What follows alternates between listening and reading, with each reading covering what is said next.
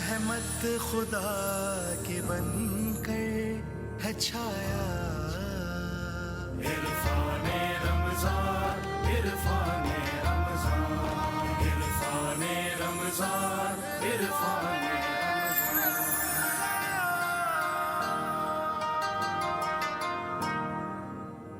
عرفان رمضان میں الف لام میم، الف لام میم میں خوش آمدید۔ ہم آج جس موضوع کو زیر بحث بھی لائیں گے اور اس سے علم کی کرنیں بھی روشن ہوتی دیکھیں گے، وہ ہے اوقات سحر و افطار، اعتدال کا راستہ اور گنجائش۔ میں اکثر یہ بات کہتا ہوتا ہوں کہ یوں یکسر بدل جانا مناسب نہیں ہے۔ مفتی ابوبکر محی الدین صاحب ہمارے دسترخوانوں میں خاص طور سے وہ کیا ہے جو عہد نبوی میں سرکار ختمی مرتبت فخر موجودات مقصود کائنات خاتم الانبیاء صلی اللہ علیہ وآلہ وسلم کے دسترخوان پہ ہوا کرتا ہے؟ کچھ ایسا ہے جو ان کے پاس بھی تھا اور ہمارے پاس بھی؟ ایسا لگتا ہے کہ ہمارا سارا فوکس غذاؤں کے اوپر ہے۔ پہلا یہ سوال ہے، اور کیا اوقات بھی وہی ہیں جو سرکار کے ہوا کرتے تھے یا ہم سب چیزوں سے باہر ہیں؟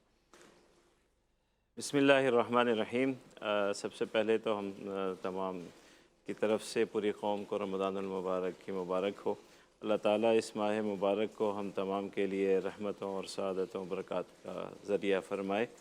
جو موضوع آج آپ نے رکھا ہے، جو نبی کریم صلی اللہ علیہ وسلم کے دسترخوان پر تھا، اس میں سے کچھ ہمارے پاس آج بھی ہے۔ اچھا، الحمدللہ اس امت نے سنتوں کو بڑی محبت سے اپنے سینے سے لگائے رکھا ہے، اور جب تک ہم سنتوں کو اپنے سینے سے لگائے رکھیں گے ہماری فلاح اور بہبود اور ہم ہدایت پہ رہیں گے۔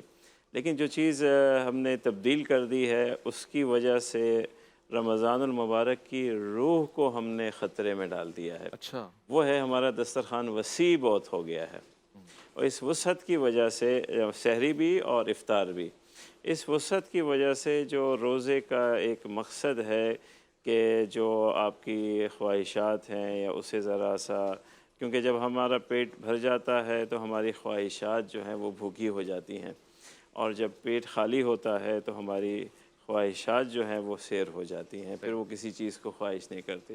تو ایک تو رمضان کا مقصد تقوی کا حصول ہے، اور تقوی جو ہے وہ زیادہ کھانے سے نہیں ہے، وہ اس کی غذا جو ہے وہ بھوکے رہنے میں ہے۔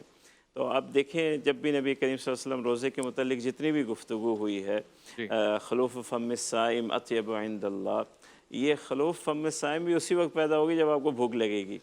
اگر بھوک نہیں لگے گی آپ کو تو آپ کے منہ میں خلوف پیدا ہی نہیں ہوگی، تو اطیب عند اللہ کیسے وہ ایک اس سے آپ محروم ہو جاتے ہیں۔ تو روح کو آپ حاصل نہیں کر سکتے۔ آج جو ہمارے دسترخوان میں جو وسعت پیدا ہو گئی کہ ہم اتنا کھا لیتے ہیں کہ گویا کہ یوں سمجھیے کہ ہم اوقات تبدیل کر دیتے ہیں کھانے پینے کے، اور کھاتے اتنا ہی ہیں، ہمیں بھوک نہیں لگتی پورے دن میں، اور پھر دن کو سو جاتے ہیں اور کوئی محنت نہیں ہے، کچھ نہیں ہے۔ تو گویا کہ جب ہمیں بھوک نہیں لگتی، روزے کے اس مقاصد کو ہم ضائع کر دیتے ہیں۔ علامہ حسن ظفر نقوی صاحب تشریف فرمائے، روزے کے مقاصد کو بھی سمجھ رہے ہیں۔ علامہ صاحب، ایک چیز ہم دیکھتے ہیں، جب میں نے مفتی صاحب سے سوال کیا، ایک ہے سحر اور افطار کے اوقات، اور ایک ہے کہ دسترخوان پہ بیٹھ جائیں تو اوقات بھول جائیں، یعنی وقت کا بھی خیال نہیں کرتے اور لگتا ہے کہ بس کھا لینا ہے اور بھر لینا ہے۔ ایسا کیوں ہے اور اس کا حل کیا ہے؟ اچھا دیکھیے، ایک تو چھوٹی سی بات، ہمیں موقع مل گیا آج، برسوں کے بعد شاید ہم پہلی بار ہی آ رہے ہیں کسی نشریات میں، تو ایک تو ہم یہ وضاحت کر دیں کہ سحری کے جو اوقات ہیں نا، اس میں کوئی اختلاف نہیں ہے۔ سحری کا جو وقت ہے، کیونکہ آیت نص الہی ہے نا قرآن مجید میں واضح طور پر ہے، وَكُلُوا وَاشْرَبُوا حَتَّى يَتَبَيَّنَ لَكُمُ الْخَيْطُ الْأَبْيَضُ مِنَ الْخَيْطِ الْأَسْوَدِ مِنَ الْفَجْرِ، صاف ہے۔ اذان تک کا وقت ہے، یعنی فجر کی جو اذان ہے وہی سحری کا وقت ہے سب کا، فقہ جعفریہ ہو یا اور دیگر فقہ ہوں، سب میں ہمارے یہاں صرف احتیاط یہ کی جاتی ہے کہ 3-4 منٹ پہلے احتیاط، اور لکھا ہوا ہوتا ہے، آپ جو نقشہ سحر افطار دیکھیں گے اس میں لکھا ہوگا کہ احتیاطاً 3 منٹ یا 4 منٹ پہلے۔ اچھا، اب ایک یہ ٹرینڈ چل پڑا کہ تمام چینل اس کو 10 منٹ کا وقت بتا دیتے ہیں۔ 10 منٹ پہ بھائی میں پچھلے سال سے میں چیخ رہا ہوں، بھائی 10 منٹ کا کس نے آپ سے کہا ہے 10 منٹ کا فرق ہے؟ نہیں، 3 یا 4 منٹ۔ اچھا، وہ احتیاط کیوں کی جاتی ہے؟ احتیاط اس لیے کی جاتی ہے کہ یقین حاصل ہو جائے کہ میں روزہ اپنے وقت میں رکھ رہا ہوں، لیکن وقت وہ یہ سحری کا. ہاں افطار کے وقت میں ظاہر ہے کہ فقہی مسئلہ ہے کہ بغروب کے 12-13 منٹ اتم الصیام الی اللیل، اس میں ظاہر ہے کہ یہاں کوئی نہ آپ کے مقصد ہے ہمارا نہ ہم لوگوں کا سب کے مقصد ہے، وہ مسئلہ الگ ہے. افطار کا ٹھیک ہے 12 منٹ کے بعد ہوتا ہے، لیکن سحری کے وقت میں نے اس لیے کلیئر کیا کہ میں موقع کے انتظار میں تھا کہ کب مجھے موقع ملے تو میں بتاؤں کہ ایسا نہیں ہے. اور تمام مراجع کا فتویٰ بھی ہمارے یہاں یہی ہے جو میں بتا رہا ہوں. ٹھیک ہے، نہیں یہی بات واضح ہے. اب آئیے دوسری طرف دیکھیے، بڑی معذرت کے ساتھ یہ جو آپ نے کھانے پینے کی طرف اشارہ کیا، مسئلہ صرف کھانے پینے تک ہی رہتا نا، قابل برداشت تھا. مولانا صاحب نے بڑا صحیح اشارہ کیا کہ سحری میں ڈبل کھاتا ہے، ہاں یہ سوچ کر کے سارا دن بھوکا رہنا ہے. افطار میں ڈبل کھاتا ہے کہ سارا دن بھوکا تھا. بھوکا تھا. تو عام دنوں میں 2 وقت کھاتا ہے، اس دن 4 وقت کھا رہا ہوتا ہے. جی یہ تو اپنی جگہ ہے نا کہ اس طرح سے نہیں، ایسے نہیں ہوتا کہ ورنہ پھر انسان کا فائدہ تقوی کا اصول. کہ دیکھیے حاصل روزہ ہے تقوی الہی، صحیح. حاصل روزہ ہے تقوی الہی. تقوی. تقوی کا حاصل کیا ہے؟ واہ. وہی تو ہونا چاہیے. کیا معلوم ہے تقوی کسے کہتے ہیں؟ تقوی کا حاصل کیا ہے؟ تقوی کا حاصل ہے انسان کی روح پر اثر ہونا، روحانی تبدیل. کیسے؟ دیکھیے روایات میں ملتا ہے، بلکہ میں عرض کہہ دیتا ہوں امام جعفر صادق رضی اللہ عنہ کی ایک روایت کا خلاصہ پیش کر رہا ہوں، لفظ بلفظ پیش نہیں کر رہا. کہ کسی آپ سے سوال کیا کہ ہمیں کیسے معلوم ہو کہ ہمارا روزہ کیسے قبول ہوا، کیسے معلوم کہ روزہ کا؟ بہت آسان. یہ جو روزے 29 دن یا 30 دن گزر جائیں، جی اس کے بعد اپنا محاسبہ کر لو، دیکھ لو تھوڑی دیر کے لیے کہ رمضان سے پہلے تمہاری کیا کیفیت تھی اور روزے رکھنے کے بعد تمہاری کیفیت کیا ہے. اگر تبدیلی آئی ہے تمہارے کریکٹر میں، تمہارے نفس میں، ہر چیز میں، تو تمہارا روزہ قبولیت کے درجے پہ پہنچ چکا ہے. سبحان اللہ. اور اگر نہیں ابھی چاند ختم ہوا اور اسی سیٹ کے اوپر معذرت کے ساتھ میں تو اسی طرح بات کرتا ہوں، آپ کو اچھا لگے برا لگے، حق ہے. ابھی چاند ختم ہوا اور ابھی اسی سیٹ کے اوپر وہ کچھ ہو رہا ہے، اس لباس کے ساتھ ہو رہا ہے، ماشاء اللہ سبحان اللہ، معلوم ہو جاتا ہے کہ کیا تقوی آیا اور کتنا ان کا روزہ قبول ہوا ہے. سیدھی سی بات. سچ فرما رہے ہیں. ایک بات یہ پیغام تو مجھے دینا تھا جس کے لیے میں برسوں انتظار کرتا رہا ہوں کہ نہیں، خبردار تماشا نہ بناؤ، عبادت کو میلہ نہ بناؤ، تماشا نہ بناؤ. ٹھیک ہے. اس کی روح کو ختم نہ کرو عبادت کی. یہ عبادت ہو رہی ہے، اللہ کا ذکر ہو رہا ہے، اللہ رسول کا ذکر ہے، قرآن کا نزول کا مہینہ ہے، یہ نفس کی پاکیزگی کا مہینہ ہے. صحیح. اب ذرا اپنے تاجروں کا 2 منٹ اجازت اگر آپ حضرات دیں کہ پیغام دینا چاہتا ہوں. ہمارے یہاں ماشاءاللہ نمازوں پہ زور ہے. دیکھیے بھری ہوئی ہیں مساجد، پروردگار ان مساجد کو ہمیشہ آباد رکھے، اس سے زیادہ آباد رکھے نا. ہزاروں کے لوگ دکانیں بند کر دیں گے، رات کو اپنے بازار بند کی دکانیں، اور مسجدیں بھری ہوئی ہیں. میں خود گیا ہوں، کیا ہوا؟ ابھی نماز پڑھنے کے، اچھا بھی کھڑے رہو نماز پڑھنے.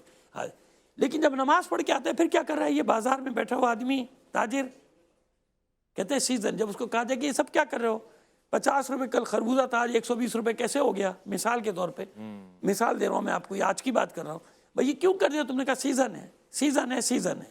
یہ سیزن ہے، مہنگائی کا سیزن ہے، گرا فروشی کا سیزن ہے، غریب کو مارنے کا سیزن ہے، اللہ اللہ. فقیر کو مارنے کا سیزن ہے، لوگوں کے گھروں میں فاقے بونے کا سیزن ہے. یہ تمہارا سیزن ہے، اس کو تم سیزن کہتے ہو. جبکہ اللہ کسے سیزن کہہ رہا ہے؟ کیا سیزن منا رہا ہے رمضان؟ عبادت کا سیزن، نماز کا، توبہ کا، غریبوں کی مدد کا، اللہ کی مخلوق کی مدد کا. یعنی حاصل تقوی کیا ہے؟ مخلوق الہی کی مدد. واہ واہ. رحم کا سیزن ہے، یہ مغفرت کا سیزن ہے، توبہ کا سیزن ہے، بخشش کا سیزن ہے. قرآن اور اللہ اور رسول یہ مفہوم بتا رہے ہیں کہ سیزن یہ ہے اور کہ اپنے آپ کو بخشوا لو. ہم نے سیزن دوسرا بنا لیا. میں اپیل کر رہا ہوں، یہ پہلا روزہ یاد، خدا کے لیے ایسا نہ کرو. یہ کون سا تمہارا سیزن ہے؟ کیا ہوتا ہے؟ بلکہ دیکھیے اپنا میں ایک اصول دے رہا ہوں کمانے کے لیے. 30 سیکنڈ دے دیجیے مجھے کہ تم قیمتوں کو کم کر دو، منافع کم کر دو. تم کہہ رہے ہو نا کہ منافع ڈبل، کم کر دو. یقین کرو، اللہ پہ یقین رکھو نا کہ اگر تم منافع اپنا آدھا کرو گے، اللہ تمہارے اسی رزق میں اتنی برکت دے گا، اتنی برکت دے گا جو 11 مہینے میں تم نہیں کما سکتے. تم اللہ پہ یقین رکھو کہ میں اللہ کی راہ میں اللہ کی مخلوق کی خاطر چیزوں کی قیمتیں کم کر رہا ہوں. اگر یہ آج کر کے دیکھیں اور پھر 30 دن کے بعد دیکھیں تقویٰ کا اصول کیسے نہیں ہوگا. یہ تقویٰ کا اصول بہت خوب فارمولہ بتا دیا ہے. اور دکاندار حضرات، تاجر حضرات، یہ سب کس کس شعبے سے تعلق رکھتے ہیں، سب کا سناقے سے یہ سن لیں. اگر یہ فارمولہ اپلائی کریں اور اس کے نتائج نہ آئے تو یہاں پر علماء کرام تشریف فرمائیں، آپ آ سکتے ہیں، بتا سکتے ہیں. لیکن یہ فارمولہ آزمودہ ہے. میں مفتی ابراہیم قادری کی طرف آتا ہوں. بات چل رہی ہے مفتی صاحب، ہم ظاہر افطار اور سحر میں یہ بھول جاتے ہیں کہ ہمارے بزرگوں کا طریقہ کار کیا رہا ہے. علماء اور فقہاء اہل سنت اس حوالے سے کیا کہتے ہیں؟ یعنی 10 منٹ یا 3 منٹ پہلے کرنا احتیاط کے پیش نظر مناسب ہے، اور اگر افطار میں تاخیر ہو جائے 10 منٹ تو کیا روزہ مکروہ ہو جائے گا؟ بسم اللہ الرحمن الرحیم. اگر آپ اجازت دیں تو میں وہاں سے شروع کروں جہاں سے آپ نے شروعات کی تھی. جی. हुजूर नबी पाक सल्लल्लाहु ताला अलैहि वसल्लम की सीरत का कोई गोशा आवाम से, उलमा से मख्फी नहीं है।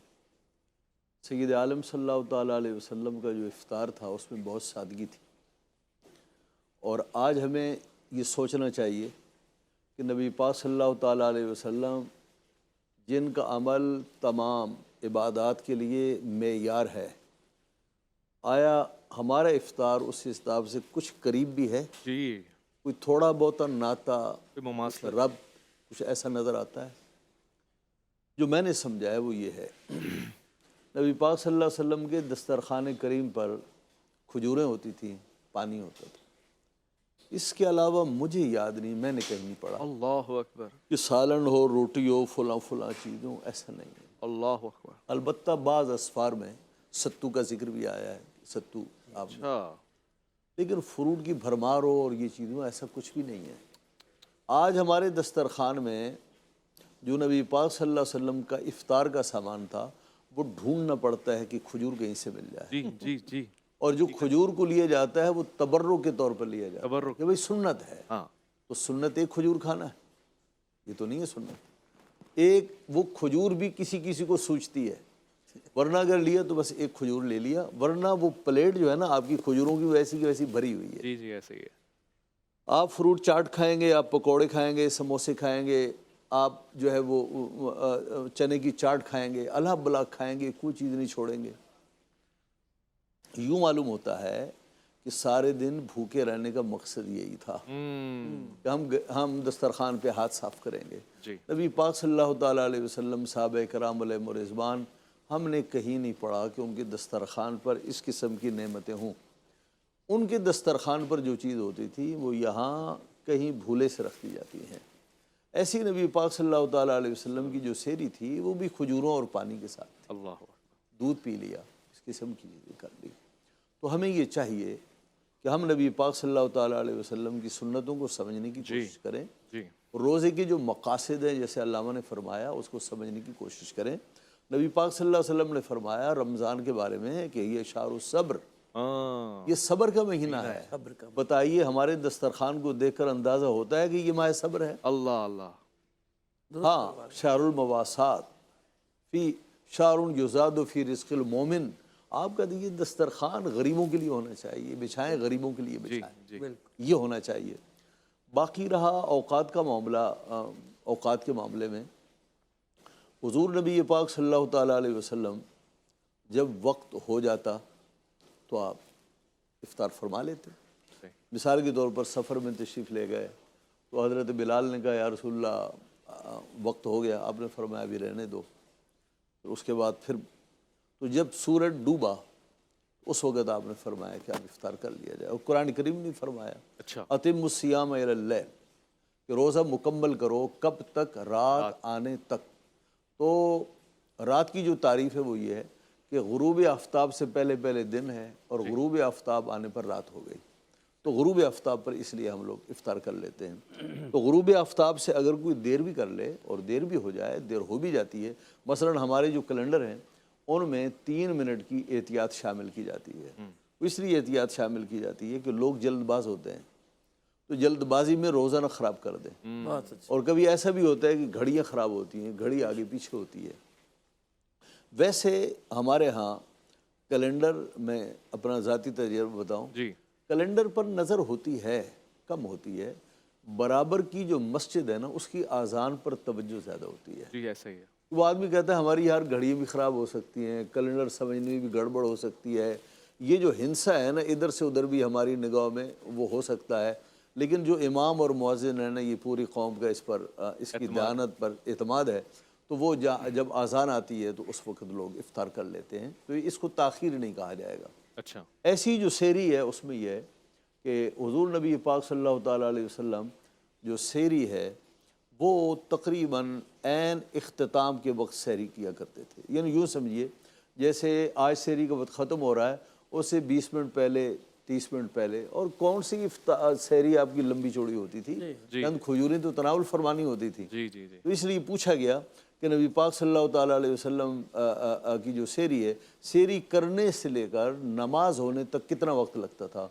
تو کہہ لیں گے یہ 20 سے 30 آیتیں، 20 سے 30 آیتیں، 30 آیتیں، 40 آیتیں پڑھ لی جائیں، بس اتنا ہوتا تھا، اور اس کے بعد وہ ہو جاتا تھا۔ یعنی فاصلے اب آیتوں میں جب تو جہاں ہم نے تو رمضان کو کھانے کا ذریعہ بنایا ہے نا، جبکہ ان حضرات نے تو ان کا تصور یہ تھا کہ یہ ریاضت کا مہینہ ہے، مجاہدے کا مہینہ ہے، ریاضت ہمارے دسترخوانوں سے تو نظر نہیں آتی۔ بالکل سچ فرمایا آپ نے۔ میں خواتین و حضرات اس موضوع کو یہاں پہ گفتگو میں شامل رکھوں گا۔ یہ میرے اور آپ کی ذاتی زندگی سے اور ہمارے پورے معاشرے سے جڑے ہوئے ہیں۔ کسی بھی گھر میں آپ چلے جائیں یہ مسئلہ ہے، اور اس مسئلے کو حل کیسے کیا جائے، بارہا گفتگو کرنے کے بعد یاد دلایا جائے کہ سرکار ختم مرتبت کا دسترخوان کیسا ہوتا تھا، اوقات کیا تھے، اور پھر زیادہ توجہات کس پہ تھی۔ یہ جملہ آپ کو یاد رہنا چاہیے کہ آیتوں میں سفر اور وقت کی مسافت طے کی جاتی تھی۔ ہم تو اب منٹس کاؤنٹ کرتے ہیں، اور بعض اوقات کچھ لوگ سحری کر کے فجر کی نماز سے بھی غافل رہ جاتے ہیں۔ لوٹ کر آئیے گا عرفان رمضان میں، آپ کا انتظار ہے۔ رحمت خدا کے بن کر ہے چھایا عرفان